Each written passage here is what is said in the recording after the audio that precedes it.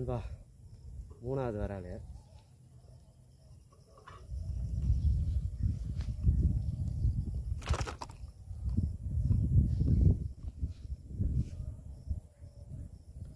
தரமாக ஒரு 2 ஊக்கு ஏறிச்சு நண்பா பேக்கில்.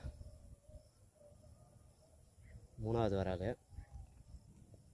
ஸ்ட்ரைக்கர் க்ரீன் கலர், அதில் அடித்தது மூணாவது.